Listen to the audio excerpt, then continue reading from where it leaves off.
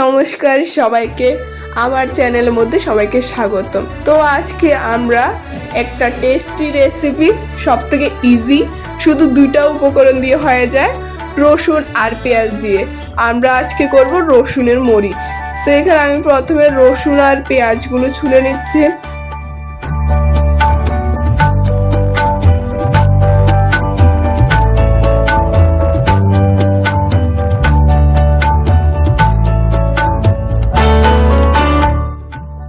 তো এখানে আমি রসুন পেঁয়াজগুলোকে ভালো করে ধুয়ে নিয়ে এসেছি। এখন বটিদা দিয়ে এগুলো কেটে নেব।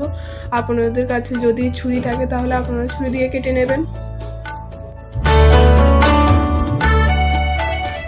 তারপর এখানে একটা গ্রেটার নিয়ে রসুনগুলোকে ভালো করে গ্রেট করে নিচ্ছি।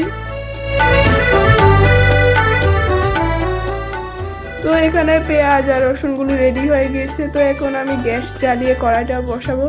কড়াই গরম হওয়ার পরের মধ্যে আমি তেল দিয়ে দেব। তেল গরম হওয়ার পর এখানে আমি রসুন আর পেঁয়াজগুলো দিয়ে দেব। দিয়ে দেওয়ার পর একটু ভালো করে নেড়ে নেব।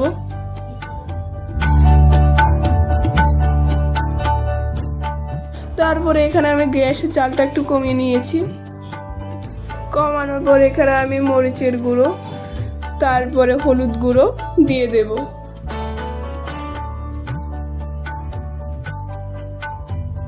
তো এগুলো নাড়িয়ে তারপর একটু লবণ দিয়ে দিলাম স্বাদ অনুসারে। আপনারা আপনাদের স্বাদ অনুসারে লবণ দিয়ে দেবেন এখানে।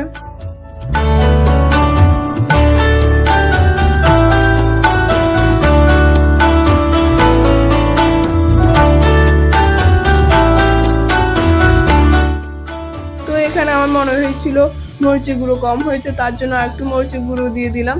যদি আপনারা ঝাল খেতে পছন্দ করেন তাহলে একটু বেশি করে দেবেন, কারণ রসুনের মরিচ যদি একটু ঝাল না হয় কিন্তু ভালো লাগে না, তার জন্য আমি একটু বেশি করে দিয়ে দিলাম। তারপর এগুলো একটু ভালো করে নাড়িয়ে আমি একটু জল দিয়ে দিলাম। তো এখানে আমি জল দিয়ে এগুলোকে ভালো করে নেড়ে নিলাম।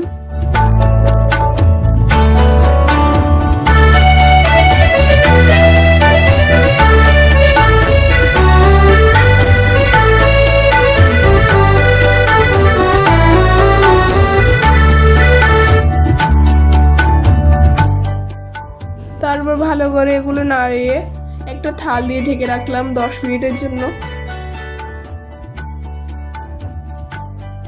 গ্যাসের জালও একদম কমিয়ে দিলাম।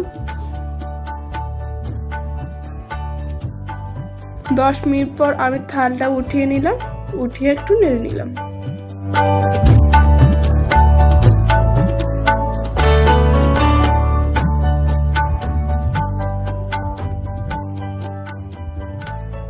আপনারা অবশ্যই এই রেসিপিটা ঘরের মধ্যে ট্রাই করবেন। সব থেকে ইজি এবং টেস্টি রেসিপি।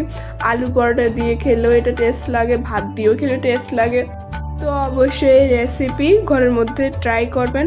আর আমার ভিডিওটা যদি ভালো লাগে please like, comment, follow and subscribe করবেন। আর নতুন রেসিপির জন্য কমেন্ট করবেন।